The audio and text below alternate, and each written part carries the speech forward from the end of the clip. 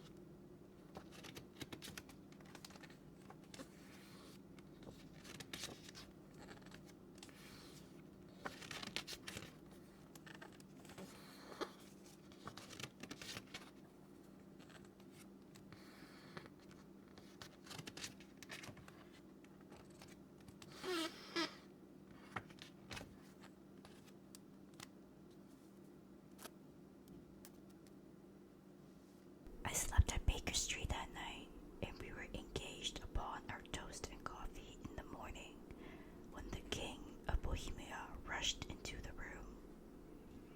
"You have really got it," he cried, grasping Sherlock Holmes by either shoulder and looking eagerly into his face.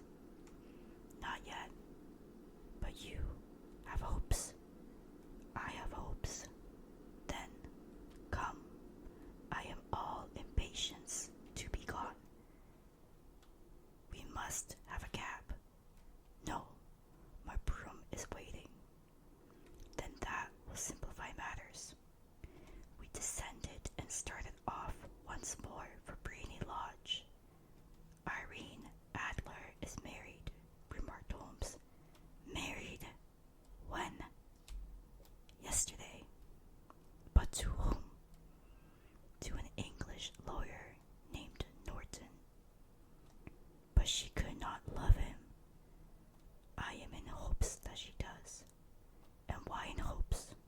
"Because it would spare your Majesty all fear of future annoyance. If the lady loves her husband, she does not love your Majesty. If she does not love your Majesty, there is no reason why she should interfere with your Majesty's plan." "It is true, and yet, well, I wish she'd have been of my own station.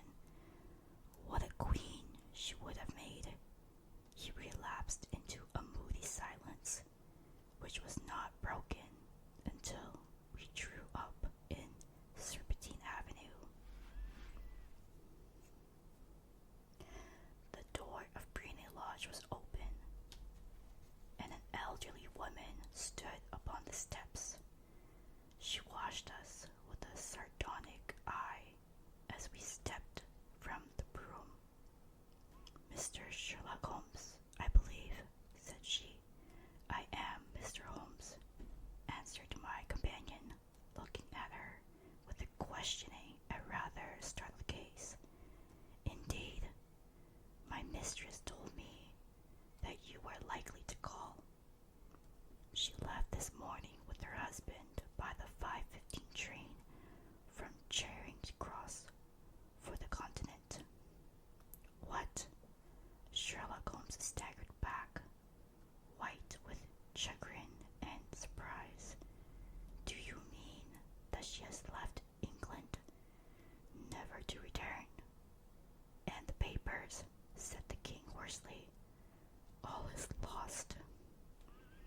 shall see." He pushed past the servant and rushed into the drawing room, followed by the king and myself. The furniture was scattered about in every direction, with dismantled shelves and open drawers, as if the lady had hurriedly ransacked them before her flight. Holmes rushed at the bell pull, tore back a small sliding shutter, and plunging in his hand, pulled out a photograph and a letter. The photograph was of Irene Adler herself in evening dress. The letter was superscribed to Sherlock Holmes, to be left till called for. My friend tore it open, and we all three read it together. It was dated at midnight of the preceding night and ran in this way. "My dear Mr. Sherlock Holmes, you really did it very well. You took me in completely. Until after the alarm of fire, I had not a suspicion. But then, when I found how I had betrayed myself, I began to think. I had been warned against you months ago. I had been told that if the king employed an agent, it would certainly be you. And your address had been given to me. Yet, with all this, you made me reveal what you wanted to know. Even after I became suspicious, I found it hard to think evil of such a dear, kind old clergyman. But you know, I have been trained as an actress myself. Male costume is nothing new to me. I often take advantage of the freedom which it gives. I sent John, the coachman, to watch you, ran upstairs, got into my walking clothes, as I call them, and came down just as you departed. Well, I followed you to your door, and so made sure that I was really an object of interest to the celebrated Mr. Sherlock Holmes. Then I, rather imprudently, wished you good night and started for the temple to see my husband. We both thought the best resource was flight when pursued by so formidable an antagonist. So you will find the nest empty when you call tomorrow. As to the photograph, your client may rest in peace. I love and am loved by a better man than he.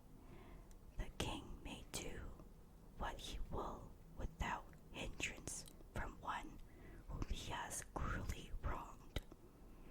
I keep it only to safeguard myself and to preserve a weapon which will always secure me from any steps which he might take in the future. I leave a photograph which he might care to possess, and I remain, dear Mr. Sherlock Holmes, very truly yours, Irene Norton, née Adler. What a woman, oh, what a woman, cried the King of Bohemia, when we had all three read this epistle. Did I not tell you how quick and resolute she was? Would she not have made an admirable queen? Is it not a pity that she was not on my level? From what I have seen of the lady, she seems indeed to be on a very different level to your Majesty, said Holmes coldly. I am sorry that I have not been able to bring your Majesty's business to a more successful conclusion. On the contrary, my dear sir, cried the king, nothing could be more successful.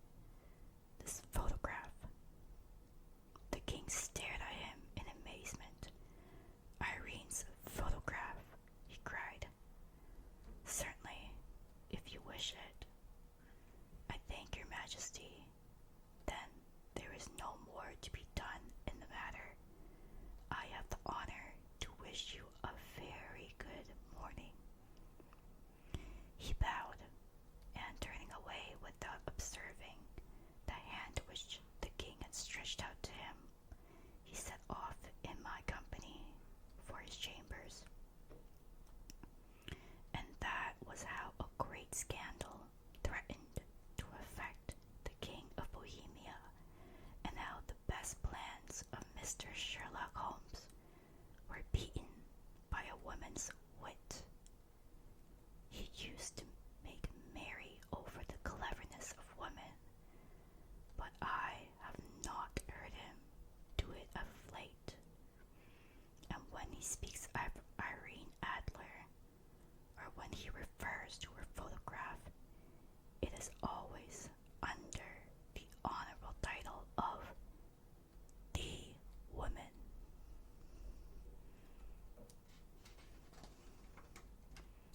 And that concludes Chapter 1 of The Adventures of Sherlock Holmes.